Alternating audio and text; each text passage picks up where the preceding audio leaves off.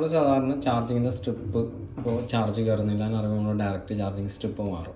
അല്ലെങ്കിൽ നമ്മൾ 5 volt check ചെയ്യും. 5 വോൾട്ട് ചെക്ക് ചെയ്തിട്ട് 5 വോൾട്ട് ഉണ്ടെങ്കിൽ നമ്മൾ മാറി നോക്കും. പക്ഷെ നമ്മൾ മാറേണ്ട ആവശ്യമില്ല. നമുക്ക് മാറാണ്ട് തന്നെ ചാർജിങ് സ്ട്രിപ്പ് വർക്കിംഗ് ആണോ അല്ലേ എന്നുള്ളത് നമുക്ക് കറക്റ്റായിട്ട് ഓസിലോസ്കോപ്പിൻ്റെ അകത്ത് അറിയാൻ പറ്റും. കാരണം ഞാനിപ്പോൾ കണക്ട് ചെയ്തിട്ടുള്ളത് ഓസിലോസ്കോപ്പിൻ്റെ അകത്ത് നമ്മളെ U2IC നമ്മളെ ഇതെന്ത് ചെയ്യുന്നുണ്ട്, നമ്മളെ സ്ട്രിപ്പ് ഡിറ്റക്ട് ചെയ്യുന്നുണ്ട്. അപ്പോൾ ഓൾറെഡി നമ്മളിപ്പോൾ സെറ്റ് ഓൺ ചെയ്യുന്ന സമയത്ത് ഒരു പൾസിങ് വോൾട്ടേജ്, ഒരു ചെറിയൊരു മൈന്യൂട്ടായിട്ടുള്ള വോൾട്ടേജ് നമ്മളെ U2IC എന്ത് ചെയ്യുന്നുണ്ട്, നമുക്ക് പുറത്തേക്ക് തരുന്നുണ്ട്.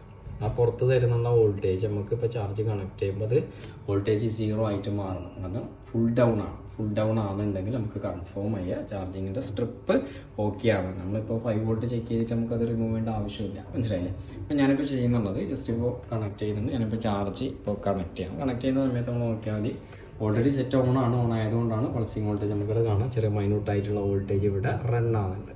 ചെറിയൊരു പൾസിങ് വോൾട്ടേജാണ്.